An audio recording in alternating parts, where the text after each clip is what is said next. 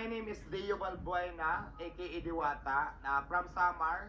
At ngayon po, may-ari na po ako ng Diwata Paris Overload na talaga namang pinupuntahan ng mga maraming tao. Ayan, si Diwata kasi lumaki talaga ako from Samar. Pero syempre kami mga probinsyano, dahil mahirap na naman kasi talaga yung buhay namin sa probinsya. Kasi ang source of income namin doon is magsasaka kami, nagtatanim ng palay, nag-aani, nag-aabaka.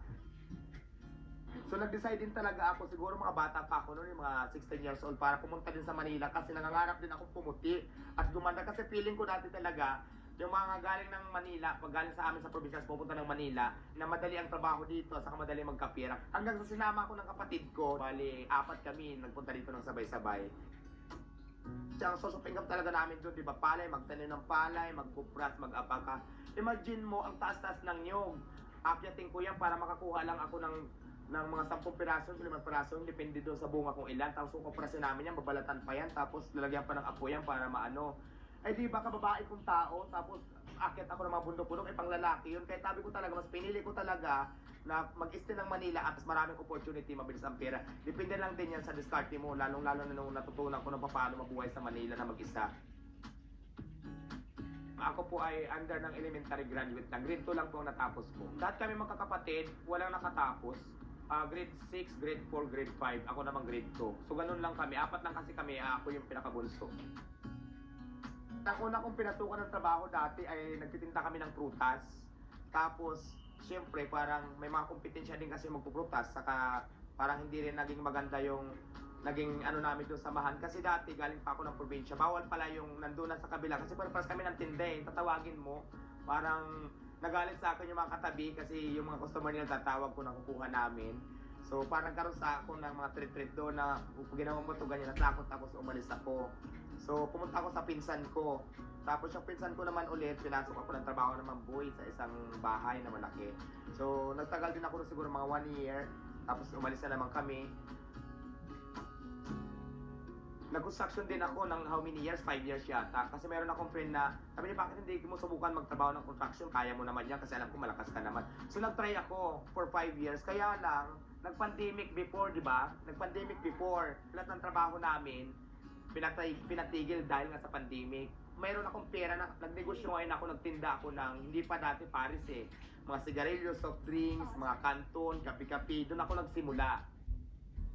Kasi ang trabaho ko dati sa tulay ako, nangalakal ako noon eh. Nanguha kami ng mga plastic, yung mga pagkain namin, nanguha kami yung pag niluluto namin yung recycle namin. Ganun kahirap. Masaya doon, pero mahirap. Wala namang masama sa ginagawa ko, basura naman itong dinadampot ko eh, di ba? Anong masama dito? Kinukuha ko to para mabuhay ako kasi bawal daw.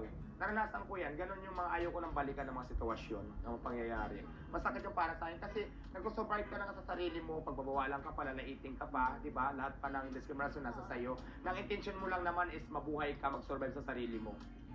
Yung knowledge ko sa pagpaparis, kasi wala naman talaga ako alam dyan, nanggaling doon sa friend ko, kaya nagpapasalamat ako doon sa friend ko kung nasaan ka man ngayon. Hanggang ngayon, kinarir ko na siya, naging Diwata Paris na siya. So doon po nag-start yung aking business journey. Kasi dati nung nasa tulay ako, hindi alam ng mga magulang ko na makamag-anak ko kung ano nangyayari. Kasi hindi ako nag-update sa kanila eh, kasi diba, sabi ko nga, mahirap na yung sitwasyon ko. Mahirap lang din naman sila doon, magmamroblema pa. So sinulo ko, kaya nabalitaan nila ako nang dahil doon sa balita.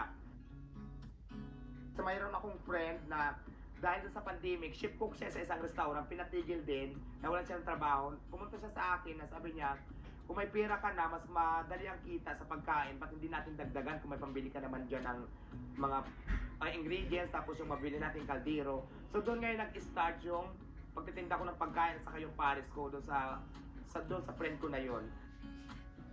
Yung mother ko naman talaga ever since support talaga kung ano gusto kong gawin. Ang hindi lang talaga support sa akin yung father ko. Kasi yung story ng buhay ko, magkagalit kami lagi ng tatay ko kasi nga sa 4 kami magkakapatid, bunso ako, lahat babae. Ang akala ng tatay ko lalaki ako, hindi niya alam talaga, babae rin pala ako. Kaya lagi kami magkaaway, kaya wala na yung father ko. Namatay na siya, matagal na. Siguro mga 10 years ago. Natanggap niya naman daw bandang huli, nalaman lang bakla talaga ako. Pagsikap pa lang talaga, dumaskarte ka lang. Kung mayroon kang pangarap, gawin mo na kaagad. Huwag na yung hintayin mo kung kailan mo umpisan yung gusto mong gawin sa buhay mo, yung wala ka ng lakas. Plano ko sa Diwata Paris Overload ay magkaroon ako na ma-expand pa yung business ko, magkaroon ako ng mga branches. So yun ang next step ko naman sa ngayon. Never ko inisip na gumib up kasi di ba yung kahirapan na yan, sabi ko nga hindi naman ako ang kanang mayaman, mahirap lang din talaga kami. So ngayon medyo okay na yung business ko, na-realize ko talaga na ang pag-asenso ng buhay ng tao talaga depende na lang yan sa kasipagan mo, depende lang sa diskarte mo kung paano mo iangat yung sarili mo, lalong-lalo na kung wala ka namang pinag-aralan. Kaya ang natutunan ko talaga yung maging masipag sa buhay, huwag sumuko sa hamon ng buhay, ituloy mo lang kasi naniniwala talaga ako na ang swerte panahon yan. Kung hindi para sa'yo ngayon, huwag kang sumuko. Kasi natin din yung araw na aayon din sa'yo ang panahon. Hello mga Mars! Ang message ko lang sa inyo, huwag lang kayong sumuko sa mga pagsubok na yung dinaranas ngayon. Basta ituloy nyo lang, kung nadapa kayo bumangon, lalo nyo pang galingan, lalo pa kayo magporsige. Kasi naniniwala talaga ako na ang swerte panahon yan talaga mga Mars. Dahil ang pagsubok na pinagdaanan, tuloy lang sa biyahe, tuloy lang buhay, everything will be alright mga Mari.